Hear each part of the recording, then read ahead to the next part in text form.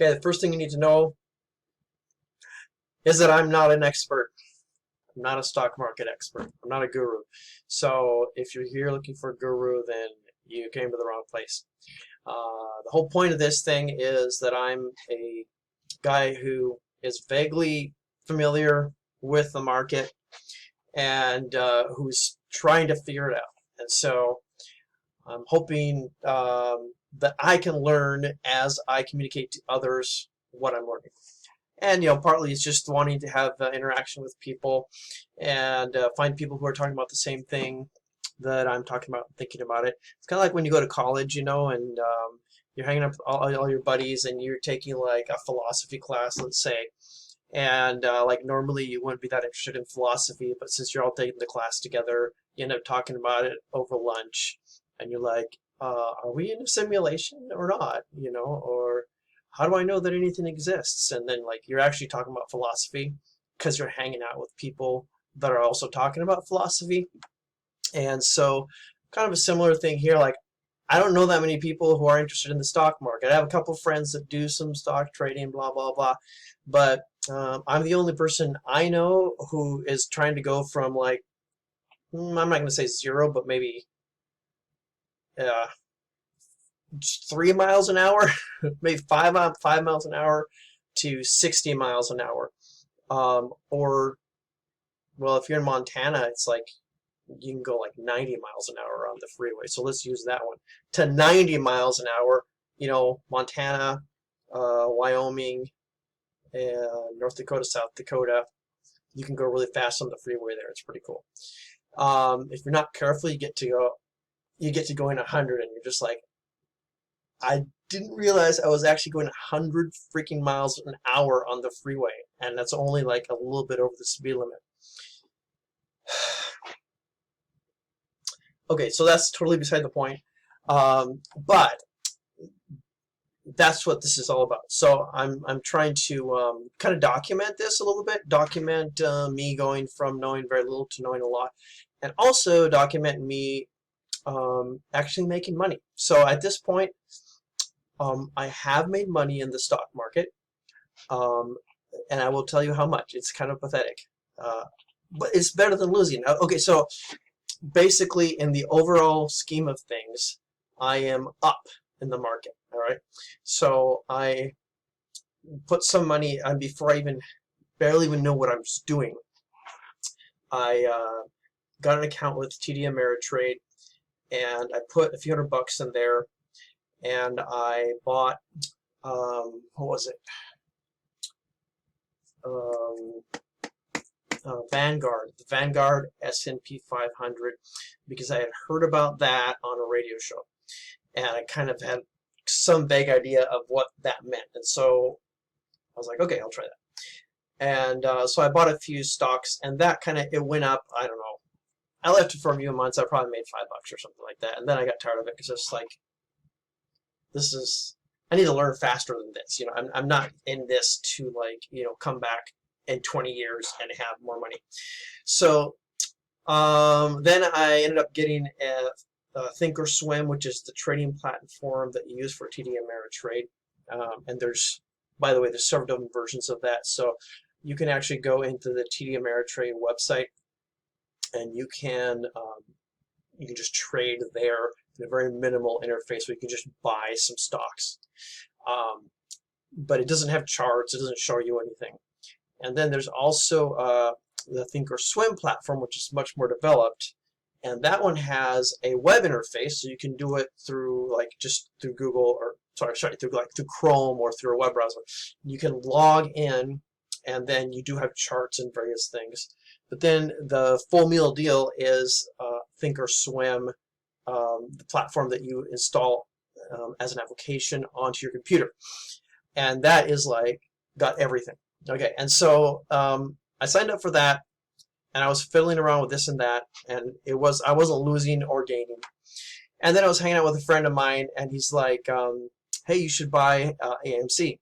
Okay, and so I'm not like a meme stock guy. I don't pay any attention to that stuff. But the argument was AMC is down, because of the pandemic, and once there's a recovery, everyone's going to want to go to the movies again. And I was like, okay, that makes sense. Whether that's accurate or not, I kind of question that at this time. But anyway, it was at about $6, I think. And so I bought like, I don't know, $800 worth of stocks at that point. And it just happened to be that time when it kind of bumped up again. And so it went up to like, I don't know, I think it was 12 something. And this was over a period of a few weeks. And by the time I got to 12 something, I was kind of like, I don't really buy this rationale. And I've already made some money. I'd already made like $400 or something.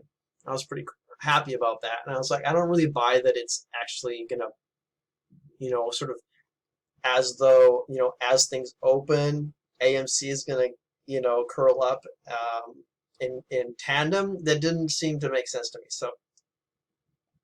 So basically I said, I'm out of here. And so I sold, and so I came out $400 ahead. So I was pretty happy about that. And so I made $400 in the stock market. And this whole time, I'm kind of, I'm 55 years old, and I'm like, I'm a web developer, project manager for websites. That's okay job, I make decent money. Okay for me. My business made $100,000 last year, or a little bit more than 100, and I kept most of that. So that's pretty decent income. I don't always make that much. This year it'll be a little bit less, I think. But it's not like the kind of job I want to do till I retire. I want to kind of ready for a new stage in life, I guess is what I'm saying. And my kids are out of high school, divorced, and so I don't even have a girlfriend. Poor me. But no, it's fine. But I'm looking for something different, a new stage, a new thing. My third act is how I think of it. And so this is it. I'm going to explore the stock market and see if I can figure it out. I don't have like a big pile of money to invest. So I can pull together a few thousand, and so what I want to do here is document that process, right? So from knowing not very much, but being, I'm a technical guy, I'm a smart guy. I'm not a genius, but, I can figure things out. Pretty good at, like, to having a unique take on things. Like, I can kind of have a unique perspective on things, usually. And I think that might be helpful. And I find it really fascinating. The whole thing is kind of like this whole just universe, of stuff to discover, and the profit potential is just a bit intoxicating. I mean, that's why I work for myself. Like when you work for yourself, you have no income limit, right? I mean, the only limits to your income are what you can pull off on your own. So that's why I work for myself. I've worked for myself for more than 10 years now. And I can't give it up, because if I go to work for somebody else and they're going to pay me X dollars per month or X dollars per hour, and then I'm going to have to go hat in hand every once in a while to my boss and say, hey, can you pay me more? Or I'm going to have to find another job that pays me more. But just hustling on my own, I made $100,000 a year this year, more than 100,000. I think it was 114 was the total income. So I'm pretty confident about that, but I also just don't. By the way, I'm not trying to brag. I'm just one of the things I want to do here is to just be upfront about my finances, and to be transparent, so that I can say, look, here's where I'm at. And then if and when I make more money, I'll tell you this is where I'm at, and so that you can see that this is real, and I'm not just trying to like pretend I'm something that I'm not. And I'll tell you the bad things about my finances too. I mean, not at this moment, because it's kind of aside from the point, though I will say I've been in quite a bit of debt that I've recently gotten out of. So, and I made stupid decisions too, financial decisions. I mean, to be 55 years old and making, I don't know, I think it was 70K by the time like your business takes in a certain amount of money, but then there's business expenses, right? So then your salary is a different number. And so it was like 72,000 was my salary, which is a decent salary for a guy that's 55 years old. That's not bad. On the other hand, I'm a pretty ambitious person, and so I kind of feel a little bit lame about that because I feel like I should be farther along. That's just me. And I don't really have any retirement savings. I don't even have a 501k or anything like that. And so basically what I'm looking at is, if I keep doing what I'm doing right now, I'm going to be sort of moderately comfortable for the rest of my life. But then when I come to retirement, I'm not really going to have much of anything, you know. Realistically speaking, even if I made more in 10 years, let's say I even got up to making 150,000 a year. Like, let's say I doubled my salary. You know, that still isn't like an amazing retirement. And I'm not saying I want to retire, but you know, at some point you do have to be sort of make plans for when you're not able to be so active. And so thinking about that, I was just, you know, I need to have a different approach to this. Either, you know, make it maybe a new business that's going to make more money, start charging more per hour or something like that. Or just, I mean, I'm just really attracted to the idea of just like charting out to something that's completely new, you know.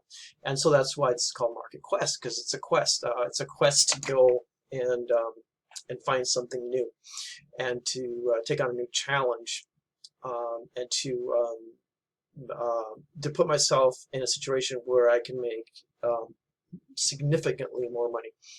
And you know, I'm not a greedy person, but I am a person who likes to, who makes big plans and likes to do cool things, right? And you know, to do ambitious things, you have to have money, right? Like travel, inventing things, and whatever. Like, you know, I'll tell you more about myself later if that fits. But so it's more about having the resources to me. It's not about having a pile of money. It's about having the resources to do the stuff I want to do. And also to be generous, you know, to be able to have funds to help other people is also attractive to me. So I'm not going to apologize for the fact that I would like to make a lot of money. I think everybody does, and I don't think that's a problem if you do it right. And so that's it. That's the quest to conquer the market. So if you want to follow along with my quest, do you really need me to say to click on the subscribe thing? Because like everybody says that. All right, that's just something about my personality. I don't like saying things that everybody says as though nobody says them. Like, I just feel stupid, right? But I will say it. Click the subscribe button if you want to follow me. Okay? Did I really need to say that? I don't think so. Like, if you're not self-motivated enough to go, hey, this is uninteresting, I'll click the button, then I don't know why we say that. But then supposedly you're supposed to, because then people will sign up. And apparently some people just need that little reminder. So, okay. Fair enough. All right. Thanks for listening.